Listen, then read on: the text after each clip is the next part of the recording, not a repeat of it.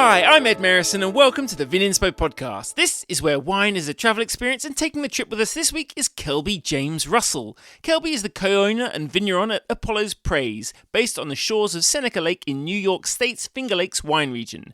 Kelby and his wife, similarly super talented winemaker Julia Hoyle, founded the label in 2023 when the grower of Kelby's favourite grapes decided it was time to sell his vineyard. I met Kelby back in Melbourne in 2015. I was thoroughly impressed by the wines he was making then, as well as by his calmness, intellect and sense of humour. I've keenly followed his career from afar ever since and couldn't wait to get him on the podcast. Before we kick off, if you listen to this and decide Kelby and I were right to make the effort to do it, please remember to like and comment on the episode. The best place is on Substack, where you'll also find additional context. Rating the show on Spotify, Apple Podcasts or wherever is really helpful too, and please tell people about it. Sharing is caring for sure. Anyway, let's get back to the Finger Lakes. I started by asking Kelby what he was doing long before he was worthy of Apollo's praise. Yeah, I grew up in the Finger Lakes of New York, although not in a region that called itself the Finger Lakes at that point. I was just north. I was on the Erie Canal and really thought of myself as a citizen of sort of greater Rochester, right? This is life in the 80s and 90s in upstate New York as you were thinking about the city that you were near, more so than the agricultural region you happened to be in. But I was a very studious kid, loved reading, the sort of kid that they had to come into the bedroom and tell me to put the books away at night. Loved school, had a great time at school, got into music, got into theater. Those were my sort of like outlets, more so than sports for sure as a kid. Really thought science was going to be the way forward for me at that time. And sort of like music is like a fun side piece. But grew up in the shadow of Rochester and the shadow of Kodak failing and Xerox failing and these like major institutions that had made Rochester a wealthy sort of white-collar city all fell apart while I was growing up. And for me, I think it's typical of any kid, right? You grow up and you can't wait to get away, just naturally go out and strike out on your own. But I think especially with that is the regional backdrop. I thought that when I left high school and went to college, I was gone for sure, right? I'd come back for holidays and that would be about it. Yeah, well, you painted a picture of a relatively introspective, indoorsy kind of kid, and obviously you've ended up a very outdoorsy grown up in terms of what you do now. But was nature, outdoor pursuits, was that part of the upbringing? Not directly. We happened to live, where we lived, we were relatively rural. So I spent certainly hundreds or thousands of hours wandering around in the fields and streams behind our house. And we had farm fields, and I was a big like fantasy nerd kid reading various like Tolkien and, things like this, and would go out and pretend that I was like a wizard or something, kind of like strolling the landscape. And that was a sort of a constant source of entertainment back before we had phones, clearly, because that it was not really not what kids would do now as much, unfortunately. I was very much in the outdoors, but I think in the same way that I associated the region I grew up with sort of being backwards, right, with things failing economically, I think for me as a kid, being outdoors and doing sort of like outdoor work was also almost a sign of failure, almost a sign of like not making it to be doing things like that. That really, if you were successful, you'd have, I don't want to say an office job, but that you would have a different pursuit than working with your hands. Okay, so what did you pursue then to get you out of home and do something different and find yourself in a different part of the world? I worked really hard through high school, knowing that the small town I grew up in was not renowned for sending students to great colleges, we'll say. And really thought that, I was really looking forward to college and getting into a good college and seeing where that would take me. And worked hard, taught myself a bunch of what we call AP classes, advanced placement classes, because my school didn't even offer a lot of them. And I knew that I'd have to have test scores from these classes in order to impress colleges. And, the plan worked. I got into Harvard and thought, great, going to Boston, never coming back. This is going to be fantastic. Thought that I would go initially for physics, for nanotechnology. And then got there and within a week realized that was not the path that I wanted to take. And as much as I had loved science and still love science, it's not like the switch flipped. As much as I'd loved science in high school and kind of teaching myself things, at college, the social sciences really spoke to me, and in particular, an extracurricular that became most of my life at college, which was a men's choir called the Glee Club that I really loved. And if you asked my parents what I majored in at Harvard, they would jokingly say it was the Glee Club and also social studies. I don't think that's an unfair characterization of how I spent my time there. Right. Well, I did confess last time we spoke to having to brush up on my Glee knowledge because I was entirely ignorant, and I don't know whether my podcast listeners are as ignorant as I am, but if you could just fill me in on how that works, what that entails, and what you loved so much about it.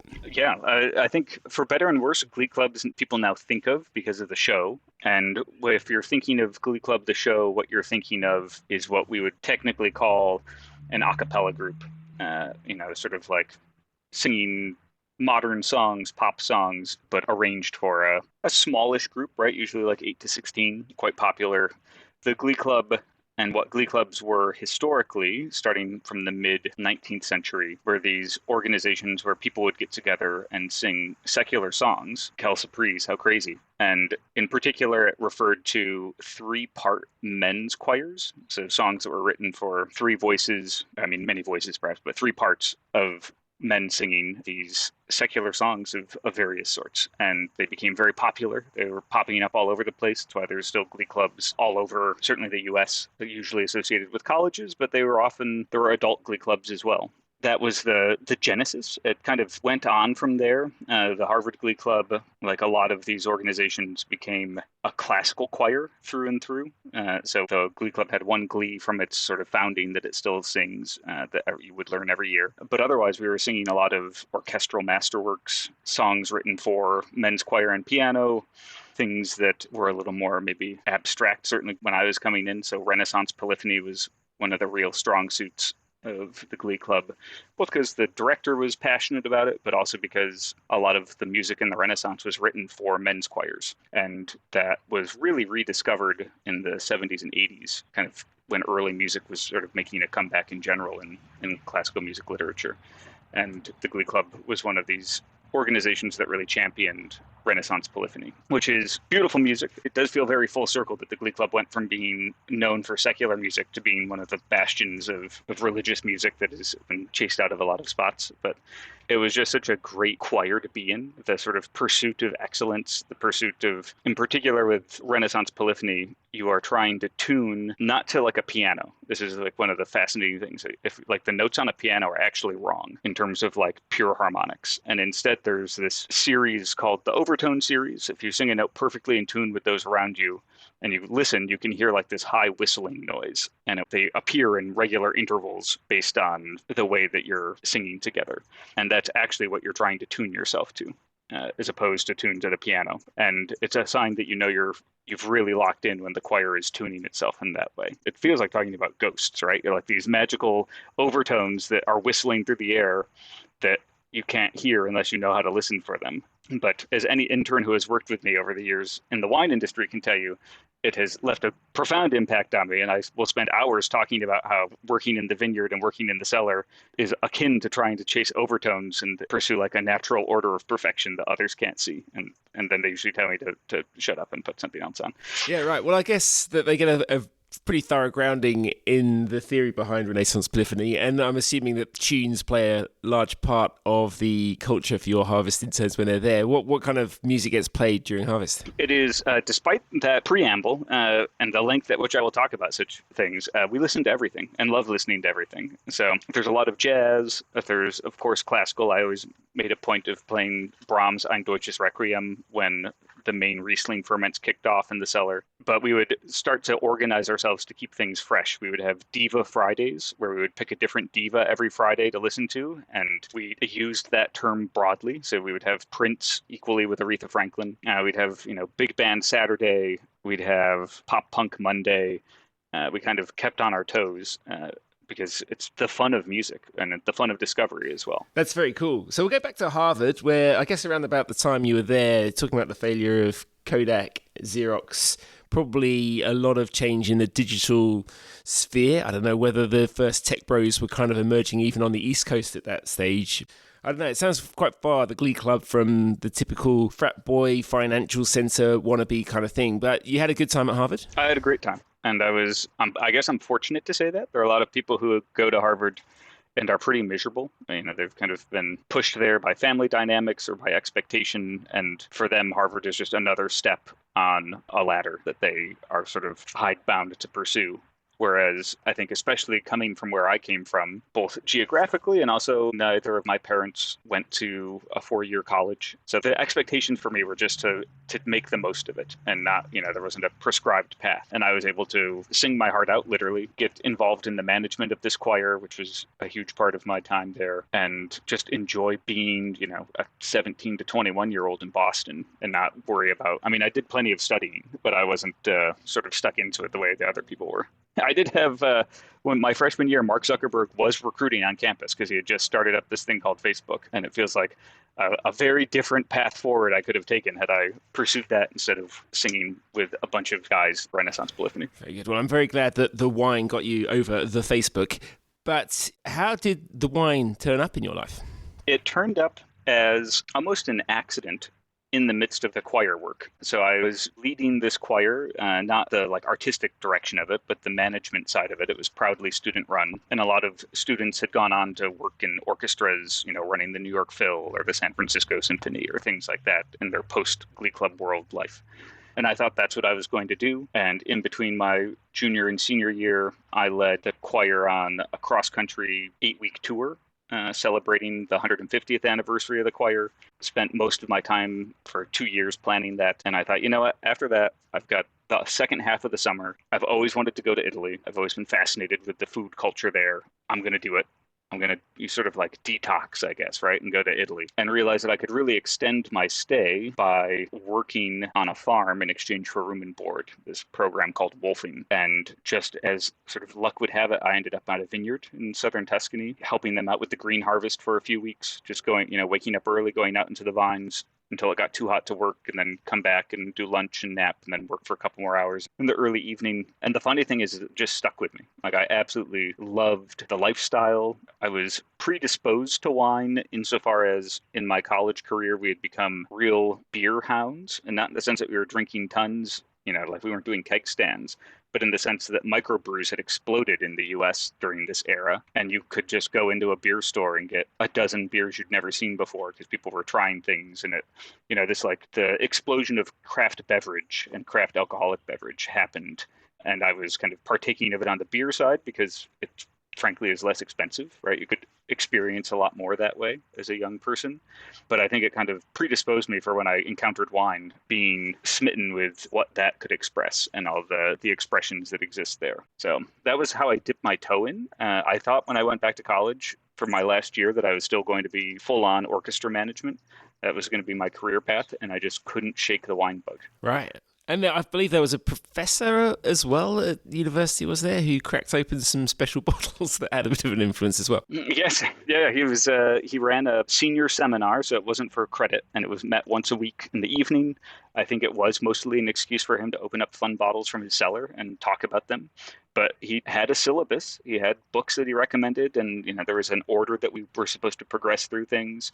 And it wasn't strict. I think most of the kids that were in the seminar with me, we'd sit around a table, and it was clear that they were just there, not to drink, but it was kind of a fun thing to do. And I bought every book that he recommended. I read the World Wine Atlas cover to cover and was just, sometimes you stumble into a passion. You look back on it. At the time, I was like, oh, maybe wine is something I should pursue. And now I look back on it and it's like, you idiot.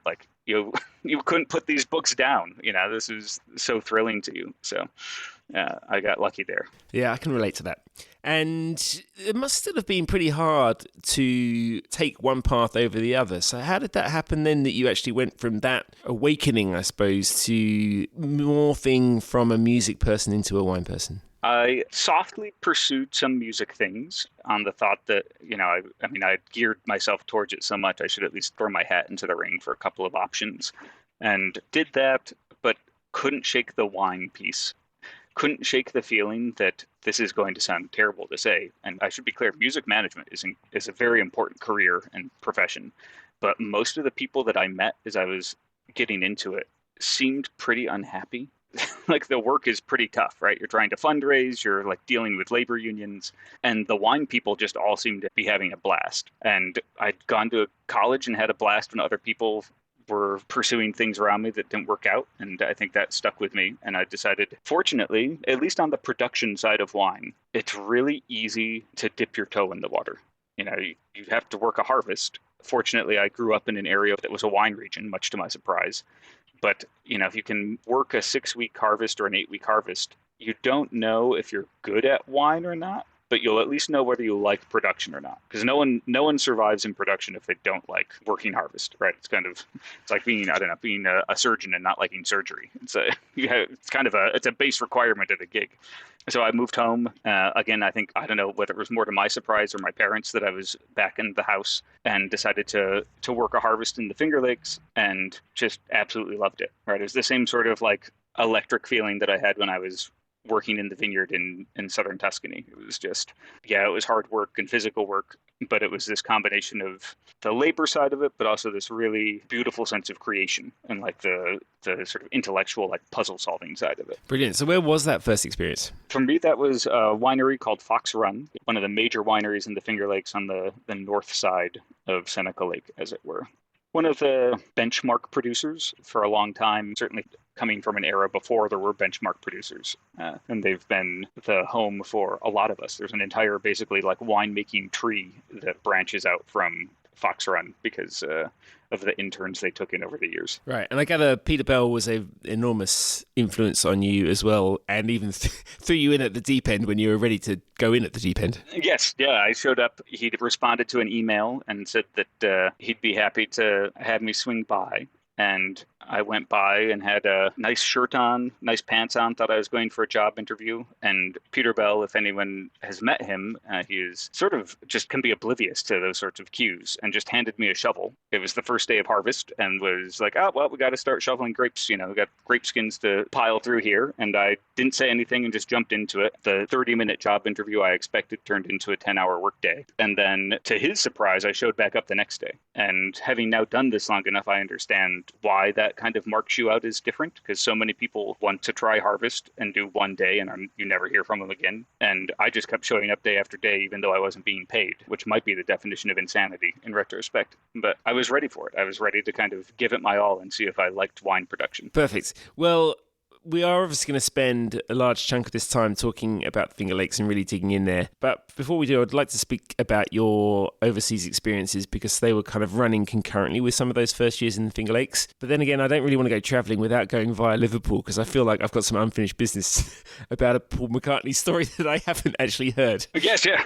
The Liverpool story goes back to the orchestra management side of things. And I think kind of taps into this love for travel that I've always had. And wasn't necessarily able to pursue growing up in the Finger Lakes. When I got to college, was able to. And I managed to finagle an internship at the Royal Philharmonic in Liverpool. I had a great time working there for just over 2 months the one summer, ghosting around, doing a little bit of everything, getting a real feel for what it is like to run the back end of an orchestra. And it's why, perhaps to the surprise of a lot of people, it's why I picked up Everton as my Premier League team, because all the backstage hands were Evertonians, not Liverpool. And then at the same time, as I was wrapping up my internship there, the last day I had decided I should really bring a couple of American food specialties with me. Share with the staff, have some fun, and decided that I would bring peanut butter pie, which is about as American a dessert as one could come up with, but then also my particular favorite, strawberry shortcake. And as luck would have it, that was the day, as would happen from time to time, that Paul McCartney was wandering around the Philharmonic, because he's a big supporter of it and what it does in Liverpool. And as a consequence, I get to always have the feather in my cap that Paul McCartney has had and complimented my strawberry shortcake. Very good. Strawberry shortcakes forever. Yes, yeah. Okay, so from there, we'll get back to the wine. We'll get to your overseas harvests and just what you picked up there. So how did that sort of take shape?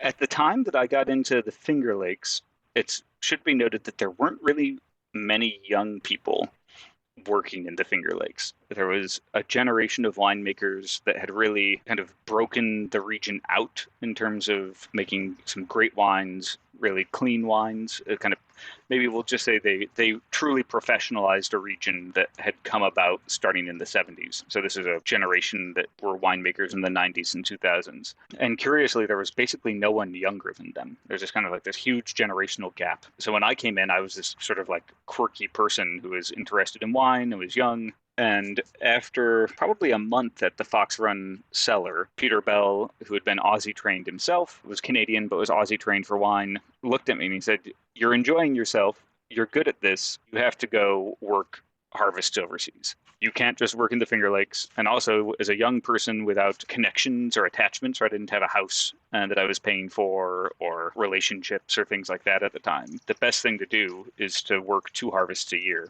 as long as you can, just to kind of build your reps, right? Like that's almost as important or more important than how many years you've worked in the industry is how many harvests you've seen, because you only get normally 1 crack per year. And, it kind of dovetailed with my desire to travel. So I was game for it. And I would work the Northern Hemisphere in the Finger Lakes and then shoot down. The first year I did New Zealand. The second year I did Tassie. And the third year I did the Barossa Valley before sort of landing a full-time gig in the Finger Lakes and ending my itinerant winemaker lifestyle. Okay, so New Zealand, you saw a fairly large volume side of the industry and picked up a few things, I'm sure. Tassie after that, Yalumba itself, I gather, was a pretty formative and very positive experience as well. Absolutely. Yeah, I was really lucky that I'd actually applied to Yalumba all 3 times that I wanted to work overseas. And the first 2 times they turned me down. And then the third time they wanted to interview me, but had kicked me out of the normal candidate pool. So they weren't looking to hire me as a harvest intern. I instead got interviewed by a couple of the senior winemakers, and they would every vintage hire 2 night shift winemakers, one for the red cellar, one for the white cellar. And the job was to be there and operate the cellar while the senior winemakers were away, sleeping, as one has to do, but operate it as they would if they were there. And they placed me in the red cellar. I think it was almost like a little bit of a hoot to them to have a cold climate aromatic white wine specialist running the premium red ferments in the Barossa, because you could not be further on the other side of the coin in terms of what you're doing wine-wise. But it was so incredible as a young winemaker to learn, in the end, kind of how 7 different winemakers were thinking. It was my job to sort of be a chameleon and, understand how, this winemaker wants their Merlot to go a little more reductive at this stage. This winemaker wants it to have, 4 punch downs overnight, or this person doesn't want punch downs, they want air blasts. And whether I agreed or not with those decisions, learning what their thought process was and why they were doing it, it was like the best crash course in winemaking that you could ever ask for. I mean, it's almost hard to overstate the value of that. And then at the same time, I made great friends with those winemakers. So if that hadn't happened, it still would have been more than worth doing. But I think that's what made it such a special vintage in retrospect, is that those senior winemakers all became friends that I still converse with and still chat with and kind of loom large in my life. Yeah, and it sounds like, from the word go, really, you were very keen on getting stuck in and doing those reps and probably, I'm sure, asking more questions and thinking more deeply than, way above the average person. So tell me then how things started to take shape as your very fast-moving career back in the Finger Lakes, when you sort of settled down a little bit more. Yeah, before I went to Yalumba, I had secured an assistant winemaker job, so full-time, year-round, at a winery called Newt, which was a close colleague of Fox Run, sort of similarly minded in terms of pursuit of Riesling and dry Rieslings and pushing the envelope of sort of how serious the Finger Lakes could be taken. And they'd hired me, but knew that I wanted to do this last vintage gig that I got. And I did that and came home and had a good 6 months as the assistant winemaker. And there was a winemaker that I was working under, and then the founding winemaker, who's the owner. And the end of that vintage, 2012, is where we are timeline-wise, came, and that winemaker left. And Dave, who was the owner, had seen me running around the cellar for 6 months at that point, and had seen, what I was capable of, both from just the nuts and bolts of it in terms of operating equipment, but then also the winemaking sense of things, and asked if I'd like to take over as head winemaker, which I certainly jumped on, right? It was a great opportunity. And it felt very natural. It was a really smooth transition after all the harvest I had done. I guess when you look back on it, this happened when I was 24, that I took over as winemaker at one of the leading wineries in the Finger Lakes, which is a breakneck pace to get there. And certainly seems even more so now. But again, I think there is a little bit of if there weren't other young people getting into it. Like I was a little bit of like a unicorn those first few years. And then honestly, by 2012 through 2015, it's kind of like the onslaught of the millennials began, right? Like all of a sudden there were other folks my age coming into the wine industry in the Finger Lakes from all quarters and doing great things and really getting excited, which is one of the great developments for the region overall. But I was maybe fortunate that I was like 2 years ahead of the curve for one reason or another, and kind of got to stick my neck out a little bit sooner. But yeah, it was a fascinating sort of like quick rise to being a winemaker. Yeah, okay. Well, so many questions really around the wines that you're making, but also the lay of the land there at Finger Lakes. What kind of industry had you stepped back into in terms of its size, its production, its renown when you were just getting going at Red Newt?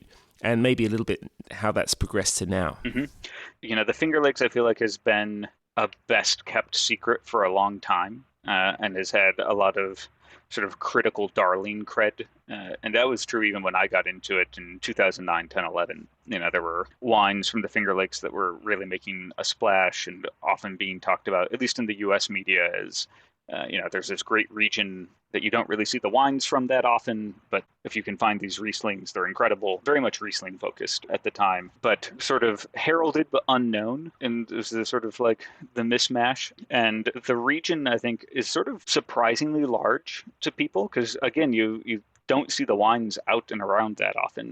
But back then, there were still probably 250 wineries in the Finger Lakes. And, there aren't tremendously large wineries, with one sort of elephant in the room, which was Constellation, which was founded in the Finger Lakes, which feels a bit like a swear word sometimes. But the wineries generally range in size from 5,000 cases to 20,000 cases, generally family farms that converted to wineries because they didn't have a choice in the 70s and 80s if they wanted to survive. And then in the 90s and 2000s, you had this professionalization wave where these farms started to actually hire actual winemakers.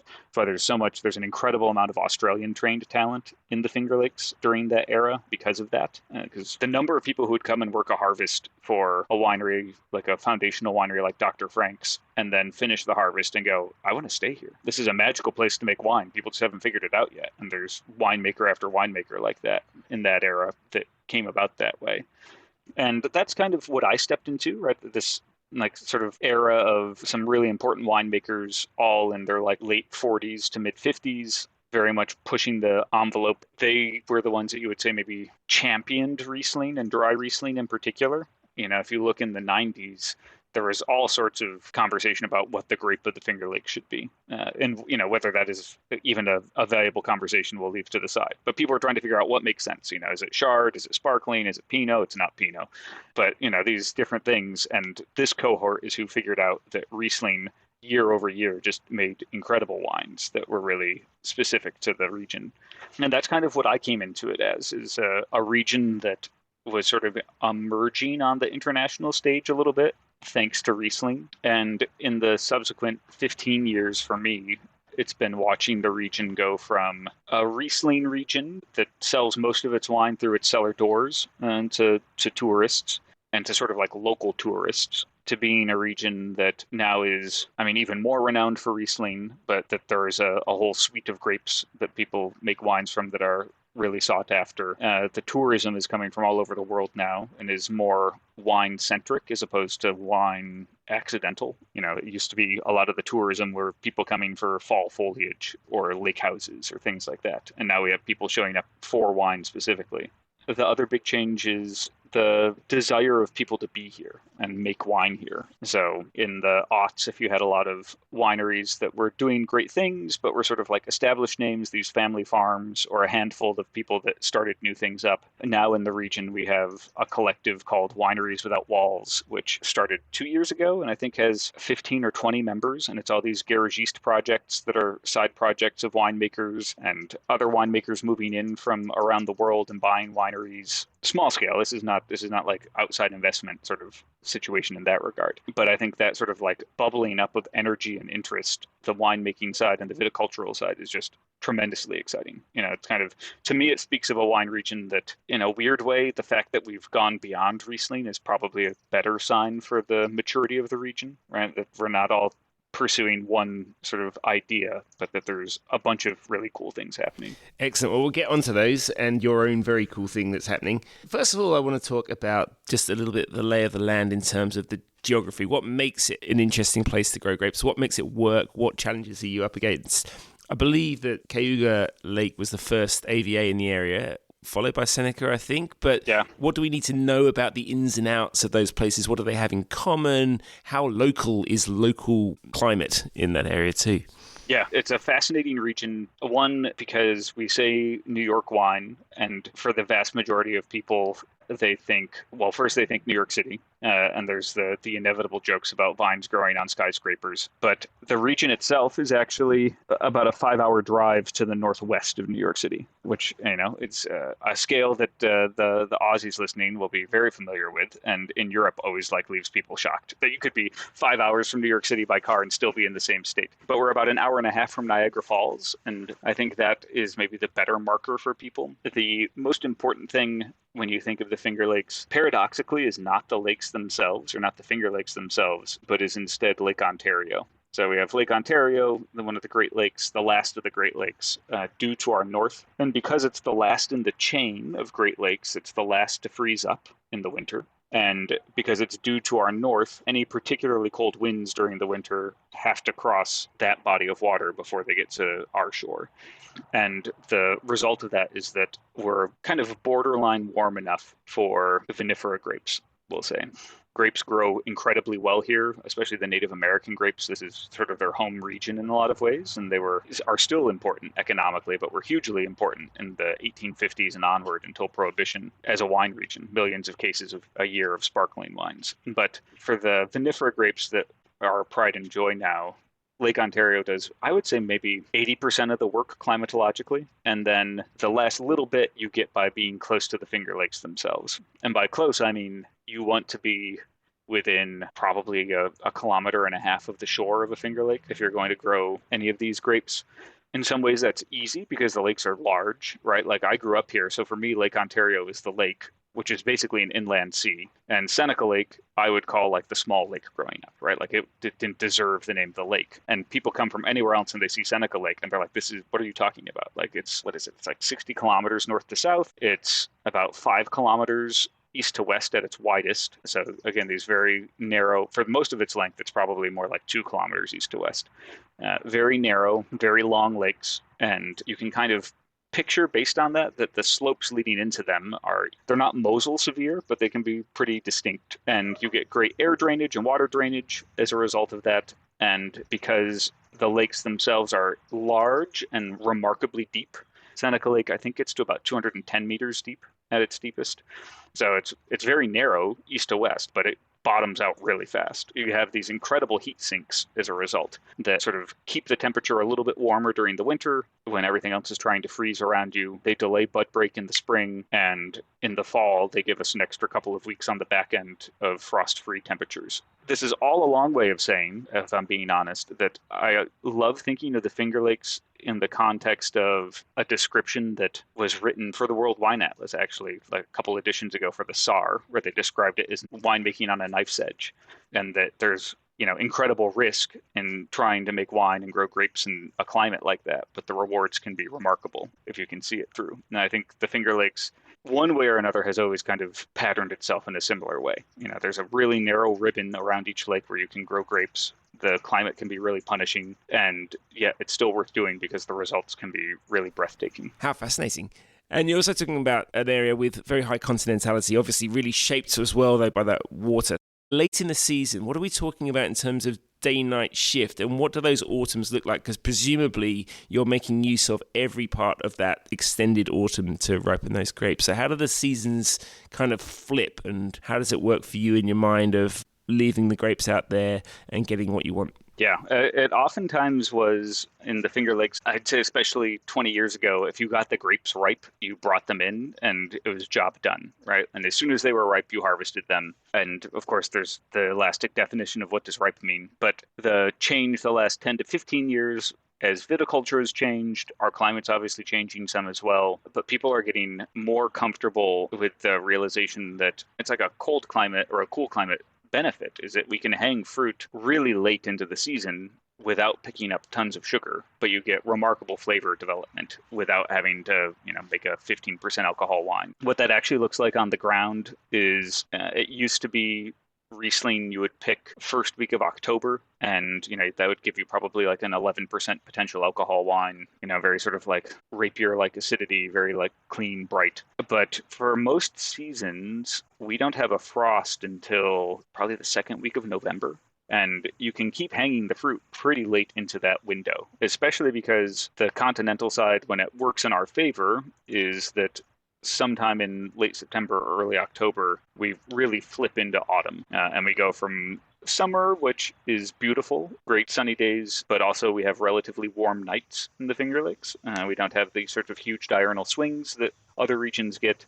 And then when we get to the autumn, that's when we kind of can make up for it. So we'll get a big cold front that usually moves through at some point, and all of a sudden the high temperatures are 15 degrees, maybe 20 degrees on a warm day, and the overnight lows go down into the single digits. Especially in great vintages, you get a lot of nights that are down 4 or 5 degrees C. And for us, because we're dealing with a fair bit of moisture usually, can be some disease pressure, that's almost like the safety switch. That's when you go into the refrigerator, because a lot of botrytis issues and things like that really stall out when it gets that cold. They just can't make a go of it. And then that gives you the chance to just let the grapes hang and hang and hang and pick, not really at your leisure. That'd be painting far too rosy a picture, but it gives you this sort of bonus 2 or 3 weeks that I don't think we even knew we had 10 or 15 years ago.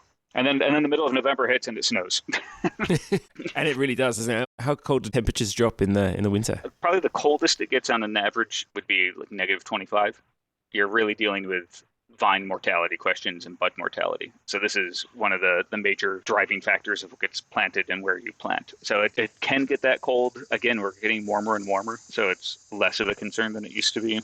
And then the other fascinating thing is that it's just not the battles to get through the winter that it used to be. All these things that were developed in the Finger Lakes to help get through the winter you can get away with without. Instead, we're just left with lots of snow. That's like the Finger Lake specialty, and that is hyperlocal.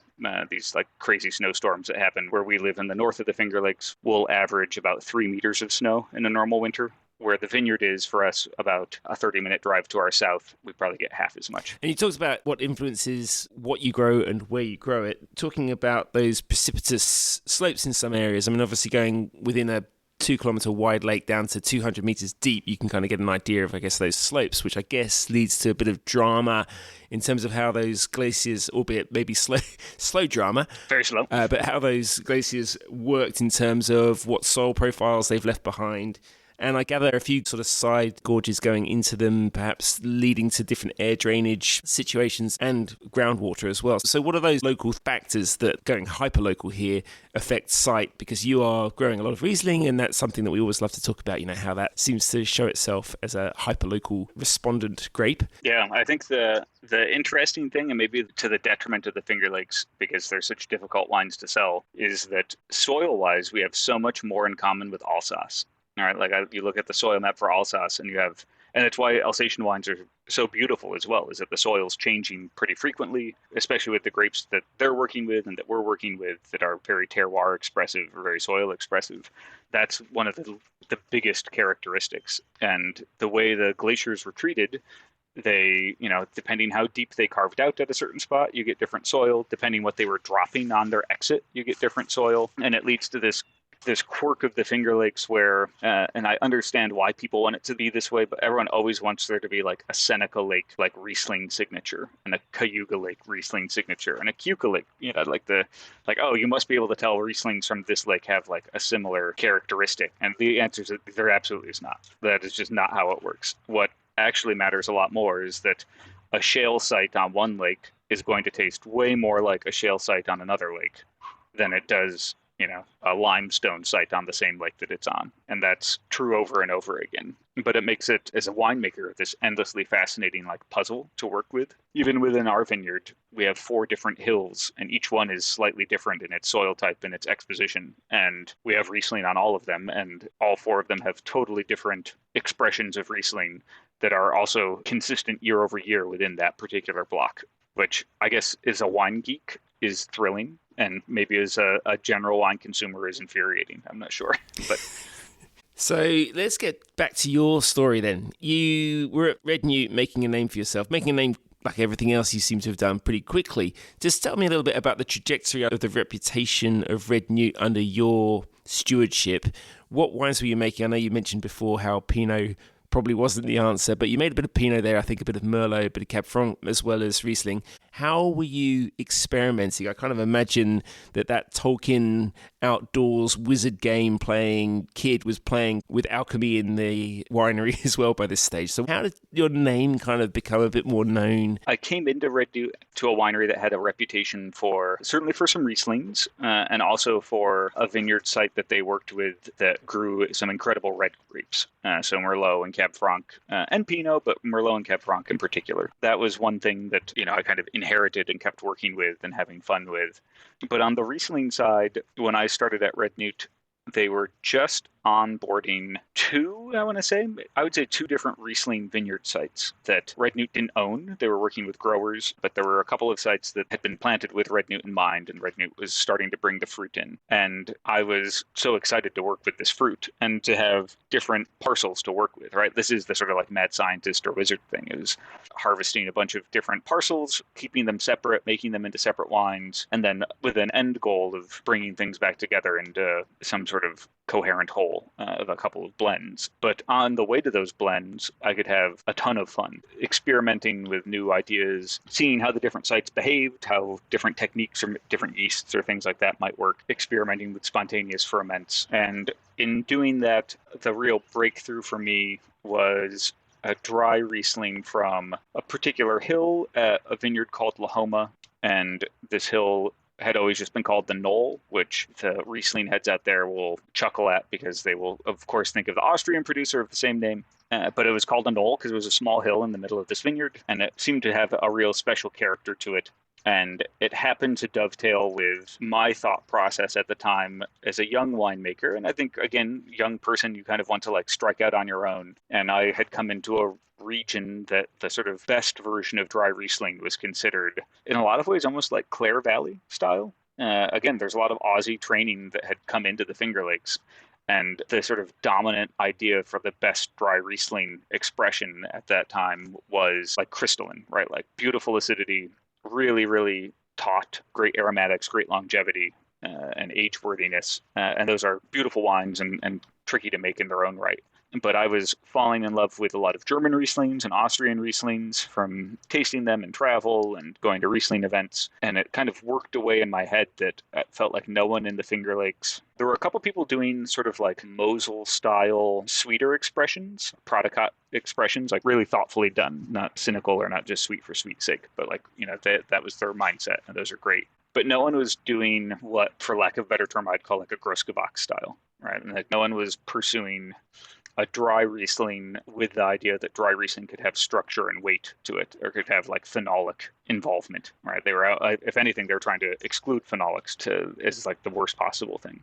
So I'd been kind of chewing on this, no pun intended, and decided that it would be a fun thing to try, and wanted to try it with this site called the Knoll, and kind of went maximalist, right? Cold soaked, so cold maceration instead of direct to press and gentle pressing, the exact opposite. A long, slower ferment, lots of time on lees instead of quick racking, and then bottling up the result, as it were. And as it turned out, between the winemaking and that vineyard site, it was a real synergy.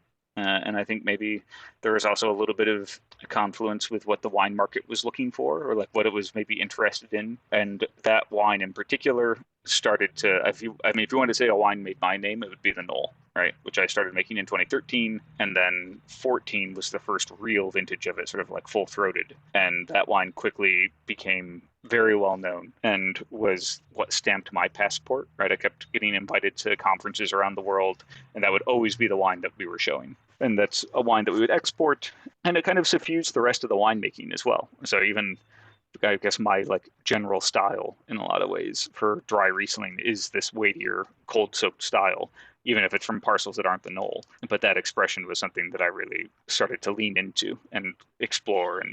And I'll be honest, I say the same thing about that I do about how young I was when I landed at Red Newt. I think in a lot of ways, I just stumbled onto this idea or like of a wine style and the technique of cold maceration. And I think I just got to it a little bit sooner than other people did. And so it's always been my, like, it's not even tongue in cheek, probably an earnest joke that I had a 3-year head start before other people figured out what a clever avenue to explore this was.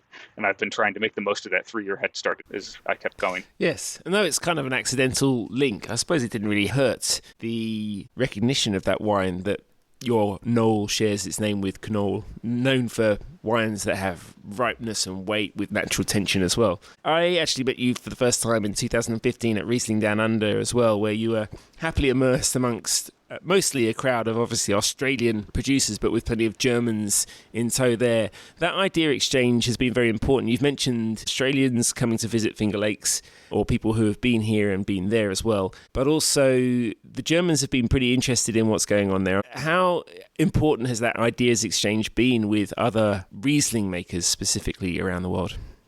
I think it's been fundamentally important, certainly for me. I think a lot of the wines that I started to make and get known for were a direct result of going to these international Riesling conferences and talking to other winemakers and picking their brain and becoming aware of those styles and how they worked with it, and not trying to copy that in the Finger Lakes, right? I think would be the mistake, but instead trying to like think about what a Finger Lakes expression of Riesling with that in mind looks like. And, sometimes it works, sometimes it doesn't work.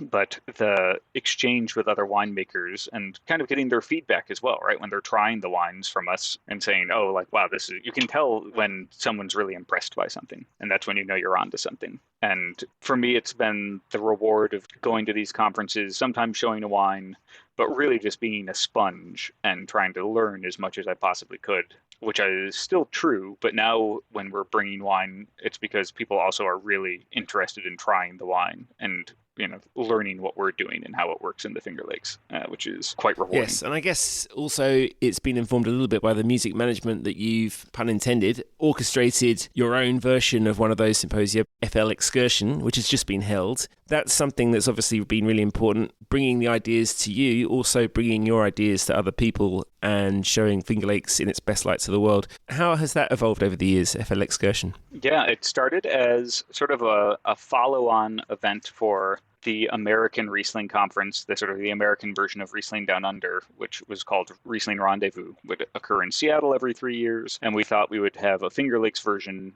the weekend after in 2019 and get some of those international producers to come out our way, show them the Finger Lakes, have a good conference here. And as it turned out, that year, Riesling Rendezvous decided to kind of call it quits and instead handed over their dates to us. And we unexpectedly inherited the crown of North American Riesling Conference hosts.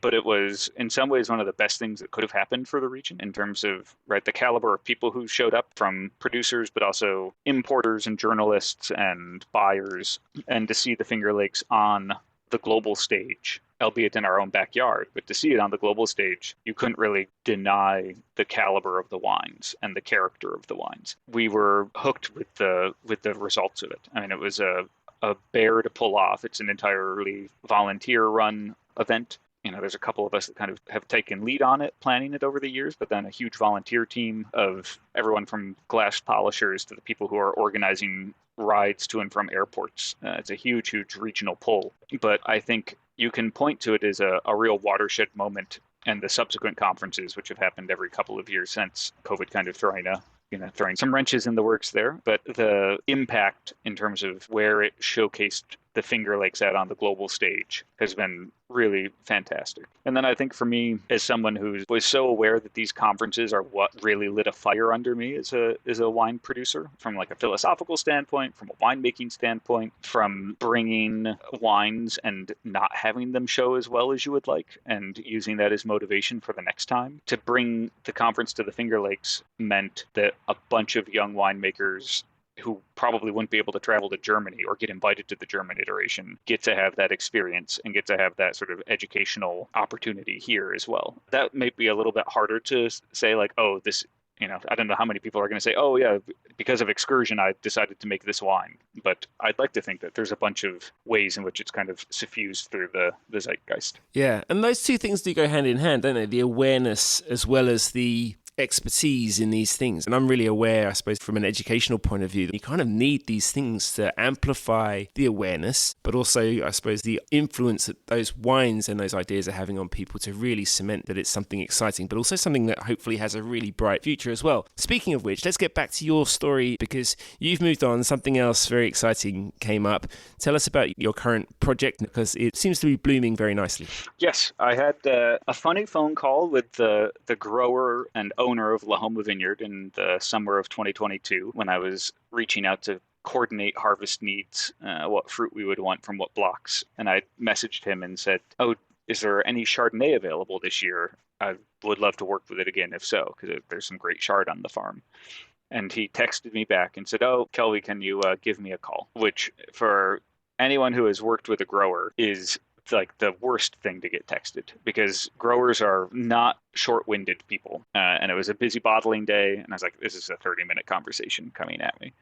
But I gave him a call, and he picks, and in my head, I'm thinking, he's saying this, he's a grower, he's very polite. He doesn't want to text, no, I'm out of fruit, which I know he is, because it was a short vintage. So he wants to like deliver the message over phone. And I pick up or call him, and sure enough, he says, oh, Kelby, I'm sorry. The Chard, it's all spoken for this year. Hey, do you want to buy the farm? And with no like pause, just kind of like launched into it. And it wasn't exactly what I was planning on. Certainly it wasn't how I thought that phone call was going to go. But how often do you have the chance to buy a vineyard site that you're known for, right, in my case, and have made your name with? And I'd also worked with basically every vintage of fruit that had come off it.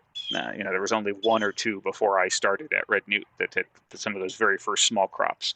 So I'd seen it through good years and bad years and had walked that vineyard site hundreds of times. So wanted to make it work. Ken, who owned it, was very motivated as well and wanted it to work out for us, and wanted someone to take it over that, as he would put it, could take it to the next level. He was never going to be a winemaker. He was a really proud grower who doesn't even really drink wine. He just drinks cheap beer and sweet wine. But he knew that the wines I made from that site had, he was having wine writers from all over the world coming to visit and would like shake his hand. He'd be like, what's going on here? This is crazy. So he thought that it should go to us. And he thought that taking the vineyard to the next step, which is he founded it and he was very proud of it. And for him, he's like, well, no, like logically, to move the vineyard forward, someone should own it who's making wine from it directly. So he reached out to us. We said yes. And then the thought was that we would just own the vineyard, and he would stay on for a few years and help us manage it. We'd sell 100% of the fruit the way it had always been done, then maybe figure out what the next step was. And so we closed in the spring of that year of 2023. And just about a month after we closed, we had the first spring frost in 50 years and lost half the crop, and realized that if we were going to be able to make our first mortgage payment, we were going to have to come up with a new business plan on the fly. Unfortunately, we know how to make wine, and decided that this was as good a time as ever to start a winery and actually make that jump.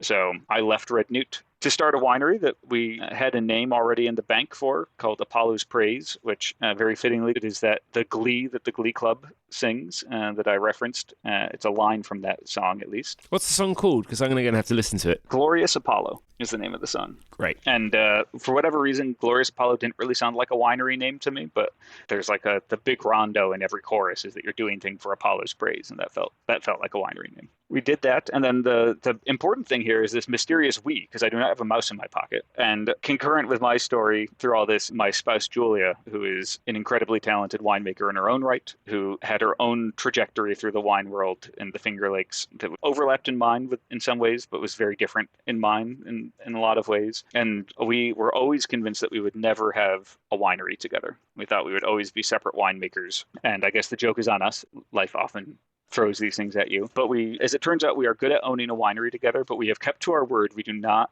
make wine together to this day. We have a portfolio of wines, and we each make some of the wines within the portfolio, but we do not overlap on any of them so that we don't kill one another. That's right. So the other half of us, Julia, also not short on the brain cells, I would imagine. She's raised in Philadelphia, did French and Francophone studies and women's studies, and had a pretty exciting time in Africa and various other places before she settled down with wine. So tell us a little bit more about Julia, what she brings to the table, what she's good at. Why can't you work together as well, I suppose, is interesting. But no, give her a little bit of an idea of what the other half of this very talented duo is. Yeah, she is, as you said, grew up in Philadelphia, came to the Finger Lakes for college, and came to a college here, William Smith, in particular because the French studies program, because she was really passionate about French, had study abroad programs that weren't just in France. They had a program in Saint Louis in Senegal. That was one of the driving choices for why she came here. And while she was here, where we are in the Finger Lakes is very close. We're maybe 10 minutes away from Seneca Falls, which is, in the U.S. context, the sort of birth of women's rights and the women's suffragist movement. That's all Seneca Falls Convention.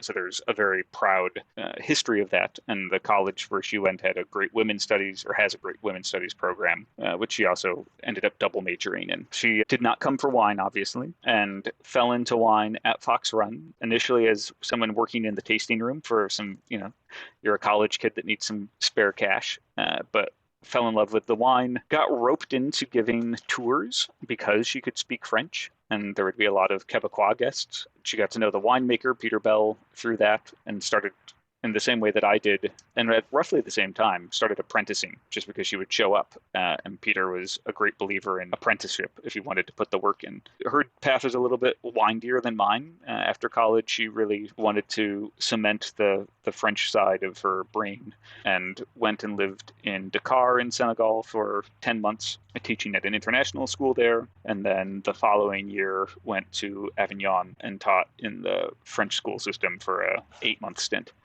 And then when she was home during the summer, she would work at Fox Run and kind of cut her teeth in the wine cellar. And this is all when the two of us met one another. If we were young to get into wine and to becoming winemakers, at least in the context of our generation, we are even younger in how fast we found one another and eloped. Because I think I had just turned, I'm trying to do this math here, I think I just turned 25 and she was 23, and like a ridiculously early age for right now for people to get married. But we just knew. We also knew that we would not do well working together in a cellar, because for both of us, I think winemaking, the joy of it taps into the sort of like creative process. And even if our end goals are relatively similar, the ways that we sort of traverse the wine landscape to get there can be very different. And I mean, I think we'd probably do fine actually if we made wine together, but I think the danger and the thing that both of us would consider a great loss is that we'd probably sand down the like rough edges that make each of our particular styles and personalities so interesting. And that's not something that we've ever wanted to do either in our relationship or in wine. Excellent. Well, I love the name. I love the look of the wines as well. And obviously you've been working with those styles and also those grape varieties and also those sites for a very long time. So what's in the range at the moment? Yeah, it's the classic, for us, set of Rieslings. So the main dry Riesling, we do a cabinet style. And then the Knoll, right? That, of course, has to be there. That's sort of the crown jewel. The big development, we're 3 vintages in now. But with our second vintage, what we put out, and there's been great response for, is, I guess you would say, like a premier cru bottling. So there is always a hill just to the north of the Knoll, right? The vineyard is made up of 4 of these hills. And the one just to the north, I always adored when I was working with the fruit at Red Newt. And it would always give this very particular dry Riesling expression. This very like apricot and grapefruit pith and like smoky character and very like open and generous as well. The Knoll, in contrast, tends to be very like piney and resinous and very tightly wound. And they're 50 meters apart from each other, but they're very consistent year over year, different in this way. But the Premier Cru bottling, that wine at least always got blended away into like a general dry Riesling lot. Up until last year. But now that we own the joint, we are able to, for better or worse, put out a new wine and see how people respond to it. And I think as the region has evolved and the market around the region has evolved, people are really interested and will reward site-specific bottlings if the site is specific, right? I think that's the big hang-up. Like, you can't just put a name on a bottle and expect people to pay more for it. But in this instance, it's a wine that, in my case, I had a Rolodex in my head going back to 2011 of knowing that this particular hill always gave a wine of this particular style. So it felt very genuine to put it out as a new wine for us. That's like the Riesling side of things, TBAs and dessert wines when the vintage allows. And then our second most important wine, actually, in terms of a single wine, is a bistro-style Cabernet Franc. The great change in the Finger Lakes in the last 5 years is that Cab Franc has always been the red grape. I shouldn't say always. For probably about 25 years now, has pretty reliably been the best red grape of the Finger Lakes. And about 10 years ago, it went from being impossible to sell to the wine market changing and being more interested in medium-bodied or light-bodied red wines and not pooing them. And all of a sudden, Cab Franc from the Finger Lakes became, I'm not going to say a household hit, but there's a big market for them. And people understand the style now in a way that wasn't true 10 or 15 years ago. So we do a couple of Cab Franc bottlings, but the main one is stainless steel handling. Still really good tannin, but just like aromatically explosive. We named it after the little tumbler glasses in French bistros. They're called Picardies. And we just kind of lean into the fact that there's nothing wrong with saying that you can have a beautiful red wine that is meant to be served with a chill out of a tumbler. That is an important category of wine as well. It doesn't always have to be first growth Bordeaux. No, and it's something that Cab Franc can do with great charm. I think I also saw that you had maybe ripped something out to plant something else, maybe, and I think it was Grüne Veltliner and Scheurebe, was it? That is correct. Yes, we have a half acre of both of those on the farm. The Gruner's been there for some years. The Scheurebe was actually a planting from 2018 that Ken put in asking me what he should plant in a half acre parcel. And I had just been to the Rheinhessen and had a bunch of them and suggested it. And I did not realize he was planting it because he hoped to sell the farm to me one day. He had this plan many years in advance of telling me that. But it also means that our first year as a winery, we got to make the first commercial bottling of Scheurebe for ourselves, but also on the east coast of the U.S. There's very little in the U.S. period, and there's none on the east coast. And especially for the Scheurebe, we thought, oh, this will be a wine club wine. This will be a cellar door, hand sell. No one will know how to pronounce the grape.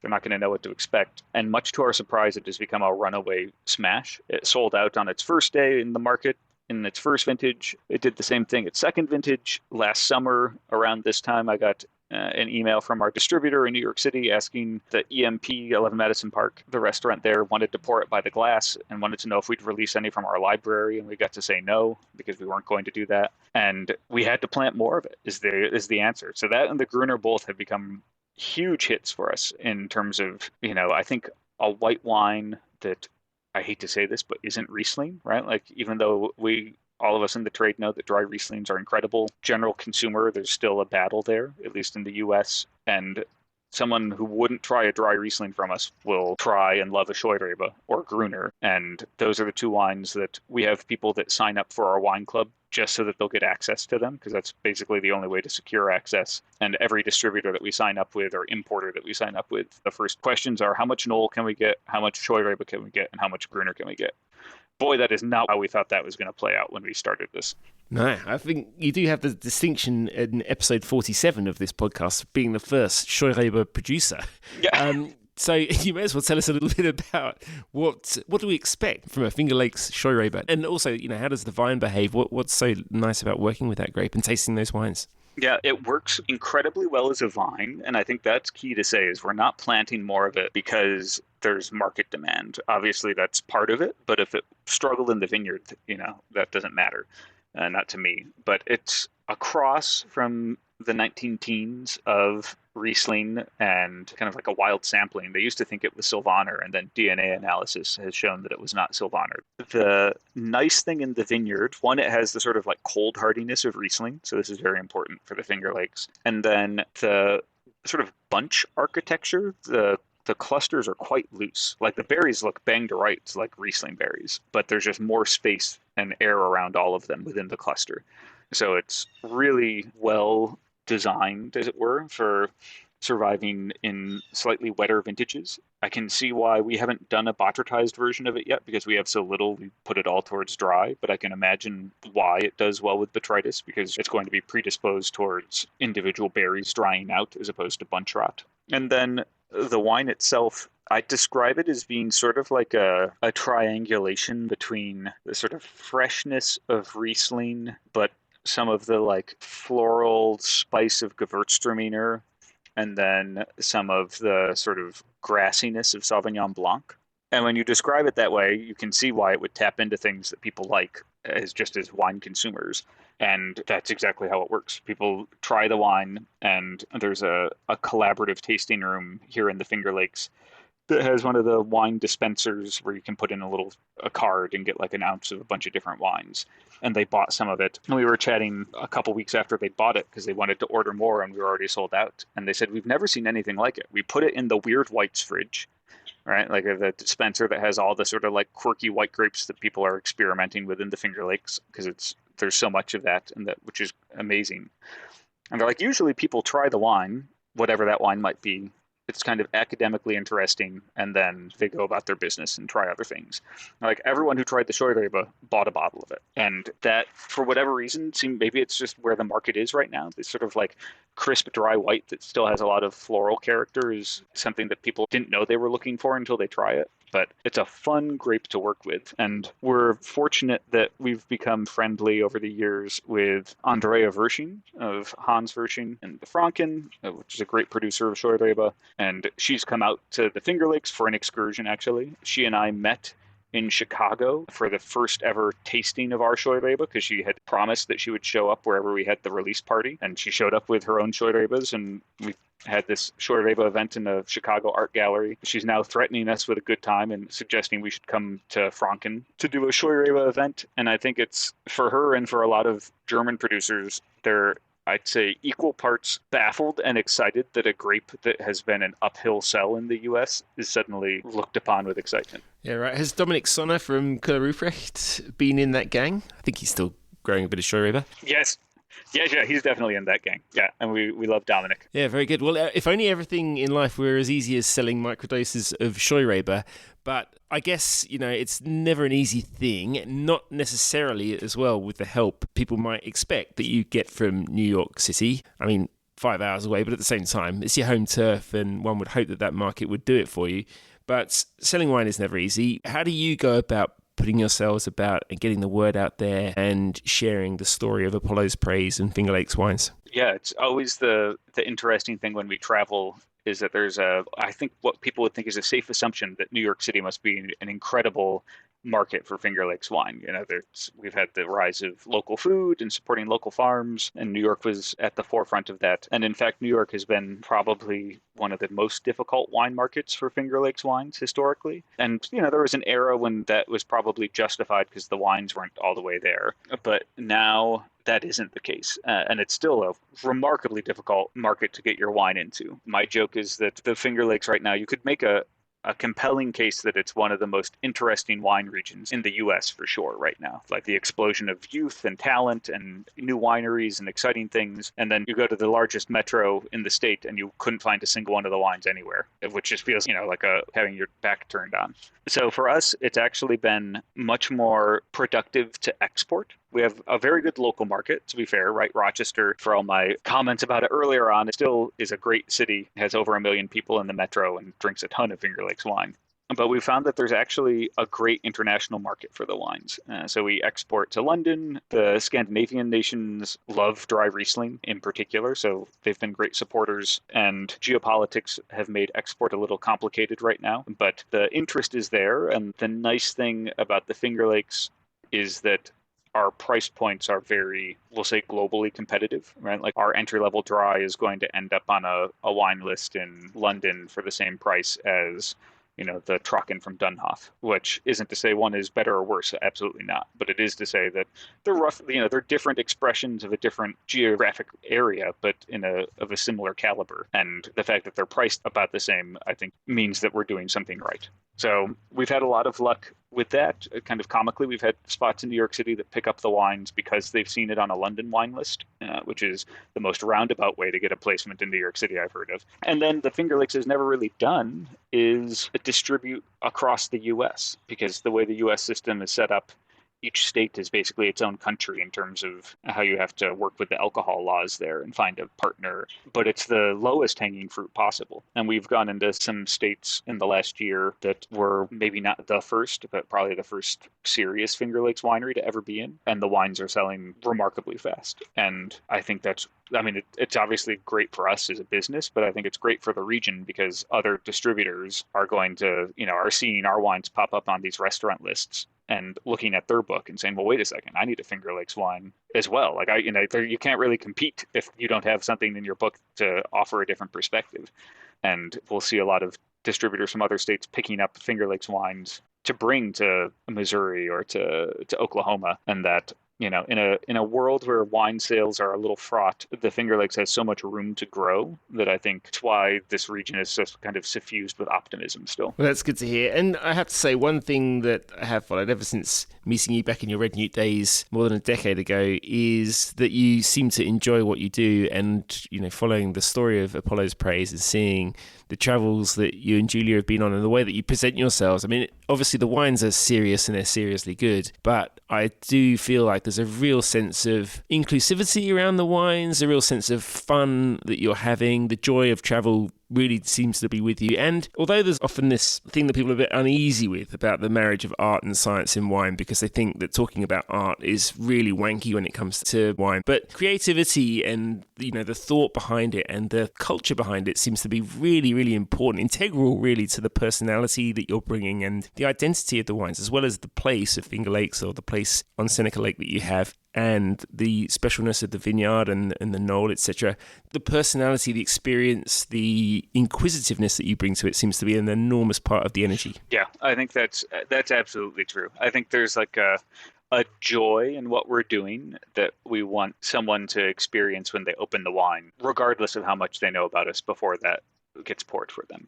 We want that to kind of the expression of, I don't know, how much fun we're having to kind of be what's in the bottle. And then, there's tons of information for people who want to fall down the rabbit hole beyond that, right? The tech sheets and the vineyard maps and all those things. Like, we love when people engage with those, or when people email us, or when people come to visit us and kind of do a quirky vineyard tour with our small team and get to walk the hills and understand why, tasting, the knoll in the knoll or things like that. But I think the key is that you can really take so much pleasure in the wines we're making without having to dive that far in because of what we're trying to kind of tease out of it. Yeah, and I think the nice thing I see as well is that, you come from that background with the music and what might have been in that area, and Julia with the French studies, I suppose the spirit of suffragettism in Seneca, but not feeling that you're leaving those things behind or you're sacrificing that kind of experience for wine, but just bringing it all with you, and the travel aspect as well. Yeah, I think, at the end of the day, as much as we are fascinated by the terroir of wine, I think the sort of cultural terroir is what makes wine such an amazing beverage. Like, it's a reason that we fall in love with it. We always say, people are saying, oh, you must drink your own wines all the time. It's like, no, we never drink our own wines at home. Almost never. And we rarely drink Finger Lakes wine at home, not because we don't love it, but because we get to try it a bunch regularly. And I think for both of us, we are winemakers because we fell in love with wine, first and foremost, and fell in love with wine's ability to take you somewhere else in the world and tell a story of someone who you know through a glass, but then you actually know them far more profoundly than you might expect. For us, coming home at night usually means opening a bottle of wine from someplace totally different, just to broaden our palates, but that I think would be too hard-nosed of a way of putting it. Like, we're not doing it for the betterment of our palates, we're doing it for the betterment of our souls.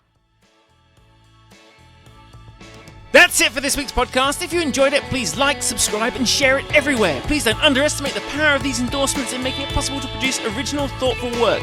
You can also subscribe to my Substack, that's edmerison.substack.com. For now, I'd like to say thank you to Lucas James for the music, Neil Williams for the artwork, Patricio Garcia for additional editing, and to my guest, Kelby James Russell of Apollo's Praise. Till next time, live wine to the fullest. Cheers!